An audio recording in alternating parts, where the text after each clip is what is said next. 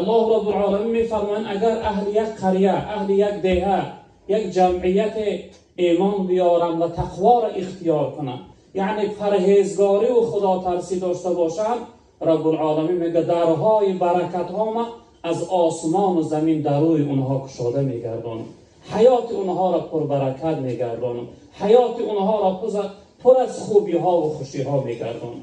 در جای دیگر رب العالمین میفرمایند که و من یتق الله یجعل له مخرجا. هر انسان، هر شخصیتی که تقوا را اختیار کرد، خدا ترسی و پرهیزگاری را اختیار کرد، رب العالمین میگه او شخصیت از تمام حالت مشقت و دشواری بیرون میبرارم و یرزقه من حیث لا یحتسب. براش از جای رزق میدیم که در فکرش نیست، در حسابش نیست. یعنی که این بشارت ها برای کی هست برادران بزرگوار من؟ برای انسان هایی که خدا ترسی و پرهیزگاری دارند. و این خاطر ما و شما هم برادران بزرگوار من، برامون ضرور است که در حیات و زندگی تقوا داشته باشیم. رب العالمین جای میفرمایند که ان اکرمکم عند الله اتقاکم. از همه بقدرترین و بهترین شما در نزد الله رب العالمین شخصیت های به تقوای شما است. یعنی هر انسانی که تقوا را اختیار کرد در نزد الله بزرگوار عزت پیدا میکنه، قدر پیدا میکنه، کرامت پیدا میکنه، شرافت پیدا میکنه، یعنی که شأن شرف پیدا میکنه. و این خاطر برای ما و شما ضرور است برادران بزرگوار من که در همه حالت ما و شما باید از خدا بترسیم. مولانا میگه بترسه بنده از قهر الهی، از او ترسان است از مرغ تا به ماهی. ای بنده از قهر خدا، از غضب خدا بترس. از ترس اون مرغ گفته پرنده هایی که در آسمان میگردن، ماهی گفته اون موجودات جانداری که در تحت بحر است، از ترس خدا میترسه. یعنی انسان تو هم باید ترس خدا داشته باشه.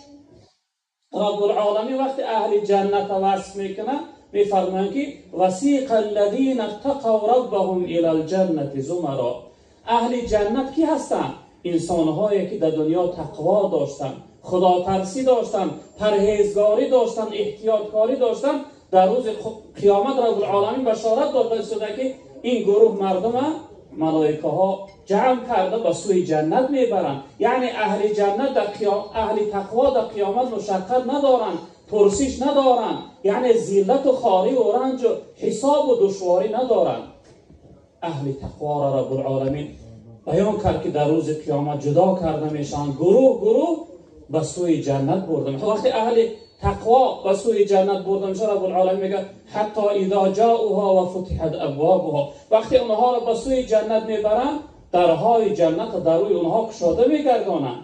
ملائکه هایی که خدمتگار اهل جنت هستند با پیشواز اهل تقوا بیرون میشدند به سوی اهل تقوا، به سوی مؤمن ها و مسلمان ها. اونها میگفتند که سلام علیکم طبتم فادخلوها خالدین. سلامتی همیشگی برای شما نصیب باد. شما در دنیا پاکیزه بوده، پاکیزگی را اختیار کرده، پرهیزگاری را اختیار کرده، خدا ترسی را اختیار کرده.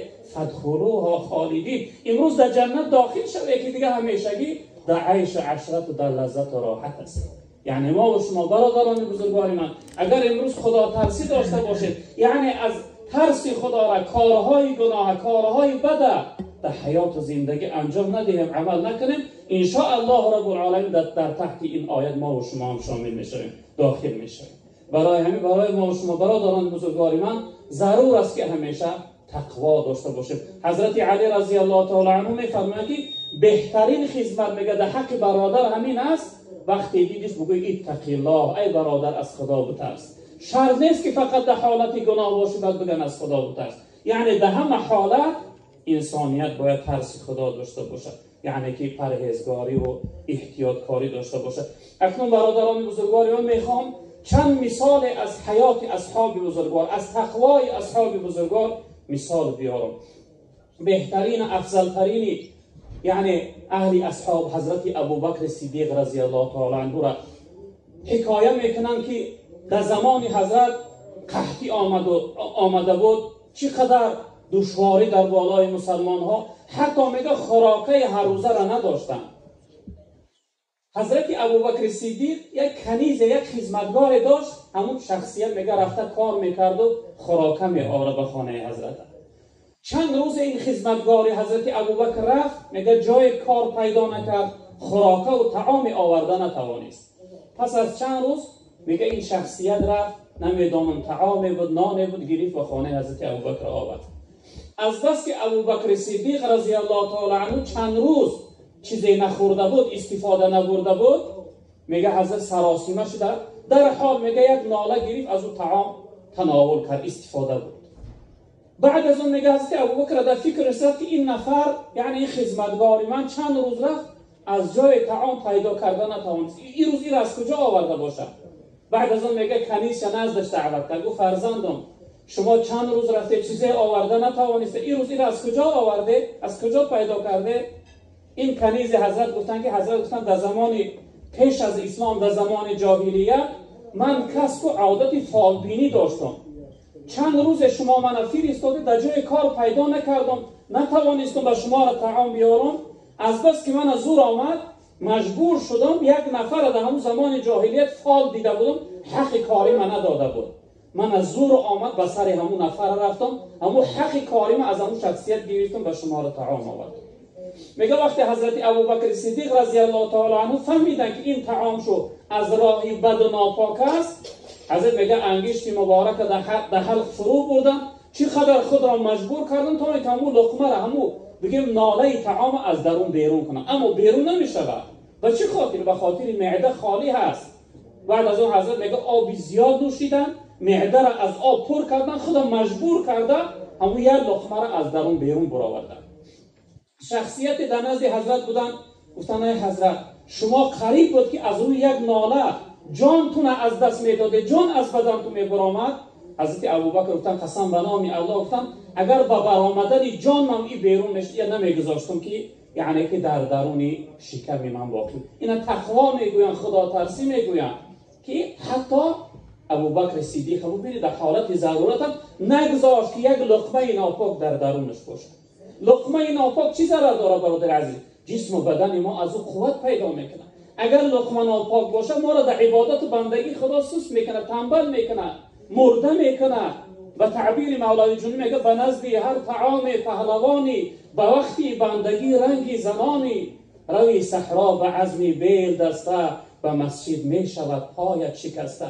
کشی چون گاو هر دنبال دنیا، شوی در طاعت مولا کسلها. در عبادت سست میشه. سبب چیه؟ جسم و بدن قوت ناپاک از خود کرد، بی تقوایی کردی، بی پرواگی کردی، از عبادت و بندگی خدا دور شدی، از رحمت خدا محروم شدی، از خوبی ها و خوشی های دنیا محروم شده، پریشانی، ناراحتی. سبب چی؟ سبب بی پرواگی، بی تقوایی. برای ما و شما برادران بزرگوار من، حضرت سعد ابن ابی وقاص رضی الله تعالی عنه روز نزد جناب پیامبر صلی الله علیه و سلم آمدن، گفتن یا رسول الله ادعو الله ان یجعلنی مستجاب الدعوه. گفتن یا رسول الله دعا کنه پروردگار منو مستجاب الدعا کنه. چی دعایی میکنم خداوند دعا ما قبول کنه؟ جناب پیامبر گفتن یا سعد، گفتن اکل مطعمک تکون مستجاب الدعوه. گفتن این لقمت پاکیزه که تو مستجاب الدعا میشه، هر دعایی که کنی خداوند دعا رو قبول میکنه. جناب پیامبر گفتن ای سعد، گفتن قسم به همون ذاتی که اختیار جانم در ید قدرتش هست، هر انسانی که اگر یک لقمه ناپاک در حلقش فرو ببره تا 40 روز خداوند یگان عملش قبول نمیکنه. یعنی لقمه ناپاک استفاده بردن سبب چی میشه؟ سبب قبول نشدن عملهای ما، عبادتهای ما، دعاهای ما و فریاد ما رب العالمین سبب نرسید. به همین خاطر برای ما و شما ضرور است برادران بزرگوار من که تقوا داشته باشیم، خدا ترسی داشته باشیم. یعنی نسبت به لقمه چقدر هوشیار باشیم. یکی از بگیم مصیبت هایی که امروز در بالای ما مسلمان ها آمده است، مسلمان و مسلمان زاده پروایی نداره که یعنی که درآمد او از کدام راه است، از راه حلال است یا از راه حرام. فقط با اون تعبیر لهجه بگیم ملی رو میگم پیش آمد و خوش آمد. چنین نیست برادر بزرگواری من. او کسبی که میکنی اگر از راه ناپاک باشه، اهل تا ناپاک میدی، چیزی ناپاک میخورانی، طعام میخورن، در قیامت با جواب داره. برای همین انسانیت باید چقدر نسبت به لقمه یعنی که احتیاط کار باشه. یک مثال دیگر از تاریخ حضرت عمر رضی الله تعالی عنه ان شاء الله مثال میارم، بعد از اون به همین صحبت و پایان میرسونم. حضرت عمر رضی الله تعالی عنه چقدر تقوای درباره تقوای حضرت عمر جناب پیامبر صلی الله علیه و آله روایت دارن، میگن ای عمر به حد تقوای تو زیاد است، به حد تو تقوا داری که در هر کوچه که تو داخل شوی شیطان از او کوچه نابود میگردانه، یعنی از او کوچه فرار میکنه. شیطان قوتی نداره که به تو روپرو شود ملاقات کنه. در هر کوچه که تو داخل شدی شیطان از او کوچه یعنی فرار میکنه. حضرت عمر از ترس خدا را میگه مقاله داشت، میگه که یا لیت عمر لم تلد عمر، ای مادر عمر، ای کاش که عمر تولد نمیکردی. ماذا تقول لربک غدا یا عمر، ای عمر فردا به نزد پروردگار خیزانده شوی الله تو را بپرسه چی جواب میگوی؟ یعنی چی قدر حضرت میگه تقوا و ترس خدا داشتن. در دور جناب پیغمبر صلی الله علیه وسلم جناب پیغمبر یکی از اهل اصحاب نزدش دعوت کرد، همچون امانت نگهدار، همچون یعنی سیرهای پیغمبر نگهداری کردن امین حضرت نزدش دعوت کرد و بس اون شخصیت گفت که چند عدد از منافق ها را من نامشون میگم تو نام نویش کن. در دور جناب پیغمبر بعضی منافق های بود که همه میشناختن، اما با بعضی منافق های بود که فقط جناب پیغمبر اونها را میشناخت. وقتی که جناب پیغمبر اون نفر را نزدش دعوت کرد، یک به یک نام اونها را گفتن گیری. این شخصیت نام اونها را نوشته کرد. از این حادثه، از این حالت حضرت عمر رضی الله تعالی عنه خبردار شد که دفتر سیر جناب پیغمبر در فلان صحابی هست، دفتر شخصیت هایی که یعنی نام منافق ها در اون نوشته شده است. حضرت عمر اون نفر را نزدش دعوت کرد، بسیار التماس و زاره کرد که از شما خواهش دارم دفتر یک بار برای من نشان بده. این شخصیت رد کردن، گفتن یعنی که چی است؟ سیر جناب پیغمبر است، این در من امانت است، هرگز گفتن به نفر به شخصیت را نشان نمیدهم. جناب پیغمبر صلی الله علیه و آله وفات کردند، از دنیا گذشتند. زمان خلافت حضرت ابوبکر صدیق گذشت، حضرت ابوبکر وفات کردند. زمان خلافت حضرت عمر رسید.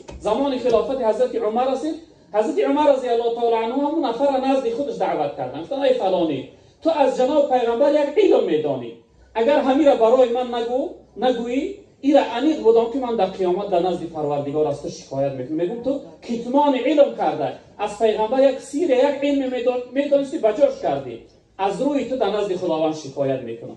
این شخصیت دیگر علاج نیافتن، میگم دفتر آوردن در دست حضرت عمر رضی الله تعالی عنه دادن.